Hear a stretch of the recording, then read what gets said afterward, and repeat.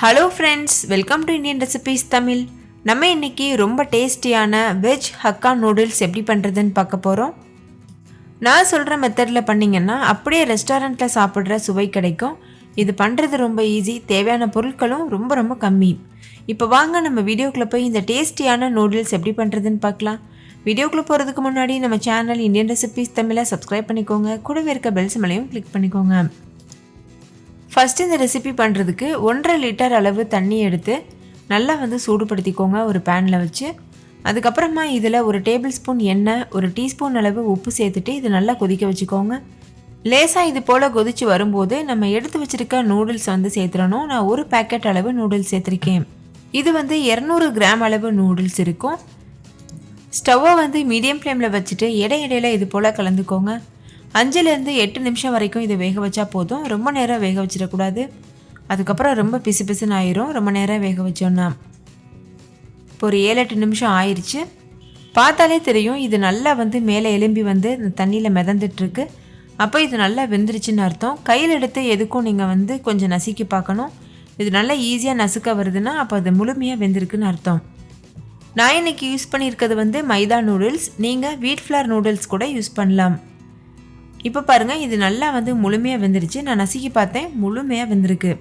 இந்த ஸ்டேஜில் stove off பண்ணிவிட்டு இந்த தண்ணியெல்லாம் வடிச்சிட்டு நூடுல்ஸை மட்டும் தனியாக எடுத்துக்கோங்க. இது போல் ஒரு சன்னியில் தண்ணியை நல்லா வடிச்சிட்டு அதுக்கப்புறமா இதை நார்மலான தண்ணியில் கொஞ்சம் வாஷ் பண்ணிக்கணும்.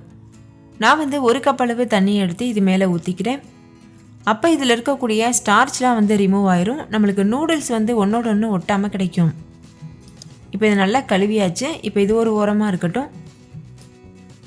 இப்போ ஒரு கடாய் சூடுபடுத்திக்கோங்க. அதில் 2 டேபிள் ஸ்பூன் அளவு எண்ணெய் சேர்த்துக்கோங்க.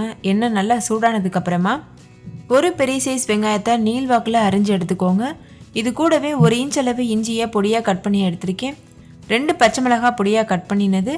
அதுக்கப்புறமா 4-5 பூண்டு பற்கள் பொடியாக கட் பண்ணது. அதுக்கப்புறமா கொஞ்சமாக ஸ்ப்ரிங் ஆனியன் கட் பண்ணது எடுத்திருக்கேன். நீங்கள் ஸ்ப்ரிங் ஆனியனுக்கு பதிலாக கொத்தமல்லி கூட சேர்க்கலாம். ஆனால் ஸ்ப்ரிங் ஆனியன் சேர்க்கும்போது நம்மளுக்கு அந்த அத்தன்டிக்கான சுவை கிடைக்கும், அதுக்காக சேர்த்துருக்கேன். கிடைக்கலன்னா ஒன்றும் பிரச்சனை இல்லை, நீங்கள் ஸ்கிப் பண்ணிடலாம். இப்போ இதை ஹை ஃப்ளேமில் வச்சுட்டு நல்லா கலந்துக்கோங்க. நூடுல்ஸ் பொறுத்த வரைக்கும் நம்ம அதில் சேர்க்குற எல்லா வெஜிடபிள்ஸும் கொஞ்சம் க்ரன்ச்சியாக இருந்தால் தான் நல்லாயிருக்கும். அதனால் ஃப்ளேமை ஹை ஃப்ளேம்லேயே வச்சுக்கோங்க. இப்போ கொஞ்சமாக உப்பு சேர்த்துட்டு நல்லா இதை வதக்கிக்கோங்க. ஓரளவு வதங்கினதுக்கப்புறமா இதில் வெஜிடபிள்ஸ்லாம் சேர்க்கணும். நான் ஒரு சின்ன சைஸ் கேரட்டு, அதுக்கப்புறமா ஒரு கேப்சிகம் பொடியாக நறுக்கி எடுத்திருக்கேன். கூடவே கொஞ்சமாக முட்டைக்கோஸ், அதையும் நல்லா பொடியாக நறுக்கி எடுத்துக்கோங்க. இது எல்லாத்தையுமே நீள் வாக்கில் அரிஞ்சு எடுத்துக்கோங்க. உங்களுக்கு விருப்பமான எந்த வெஜிடபிள் வேணாலும் நீங்கள் சேர்க்கலாம். நான் இந்த 3 காய் மட்டும் சேர்த்துருக்கேன். சேர்த்துட்டு ஹை ஃப்ளேமில் வச்சு இது நல்லா கலந்துக்கோங்க. நம்ம இதில் சேர்த்துருக்க எல்லா காய்கறியும் சீக்கிரமாகவே வேகக்கூடியது. அதனால் ஒரு 3 நிமிஷம் மட்டும் நல்லா வதக்கிட்டு இப்போ இது கூட 1 டேபிள் ஸ்பூன் அளவு சோயா சாஸ், 2 டேபிள் ஸ்பூன் அளவு டொமேட்டோ கெச்சப், அதுக்கப்புறமா இதில் 1 டீஸ்பூன் அளவு மிளகாத்தூள் சேர்த்துக்கோங்க. நீங்கள் மிளகாத்தூளுக்கு பதிலாக 1 டேபிள் ஸ்பூன் அளவுக்கு சில்லி சாஸ் கூட சேர்க்கலாம். சாஸஸ் எல்லாமே உங்களுடைய விருப்பத்திற்கு, அதுக்கப்புறமா டேஸ்ட்டுக்கு ஏற்ற மாதிரி அதிகமாகவோ இல்லை குறைவாகவோ சேர்த்துக்கோங்க. சேர்த்துட்டு ஹை ஃப்ளேமில் வச்சு இதையும் நல்லா கலந்துக்கோங்க. 1 நிமிஷத்துக்கு நல்லா கலந்ததுக்கப்புறமா இதில் நம்ம ஏற்கனவே வடித்து வச்சுருக்கோம்ல நூடுல்ஸ், அதையும் சேர்த்துட்டு நல்லா கலந்துக்கோங்க. நம்ம இதை நல்லா மிக்ஸ் பண்ணிக்கணும். ஆனால் அதே சமயத்தில் நூடுல்ஸ் உடஞ்சிடாத மாதிரி நல்லா நீளமாக இருக்க மாதிரி பார்த்து ரொம்ப மெதுவாக ஹேண்டில் பண்ணுங்கள். அப்போ தான் பார்க்குறதுக்கும் அழகாக இருக்கும், டேஸ்ட்டும் ரொம்ப சூப்பராக இருக்கும். இப்போ ஹை ஃப்ளேமில் வச்சு ஒரு 2 நிமிஷத்துக்கு நல்லா இதை கலந்துக்கோங்க. இப்போ இதில் 1 டீஸ்பூன் அளவு வினிகர் சேர்த்துக்கோங்க. ஸ்டார்டிங்லேயே சேர்த்துருக்கணும், நான் மறந்துட்டேன், அதனால் இப்போ சேர்த்துருக்கேன்.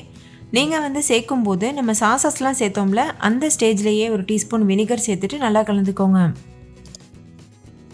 நல்லா இது போல் கலந்ததுக்கப்புறமா கடைசியாக 1 டீஸ்பூன் அளவு மிளகுத்தூள், அதுக்கப்புறமா கொஞ்சமாக ஸ்ப்ரிங் ஆனியனும் தூவிட்டு இதை லேசாக மிக்ஸ் பண்ணிவிட்டு நம்ம இப்போ இதை சுட சுட சர்வ் பண்ணலாம். அவ்வளோதான் ஃப்ரெண்ட்ஸ், நம்மளோட டேஸ்டியான வெஜ் ஹக்கா நூடுல்ஸ் சூப்பராக தயாராகிருச்சு.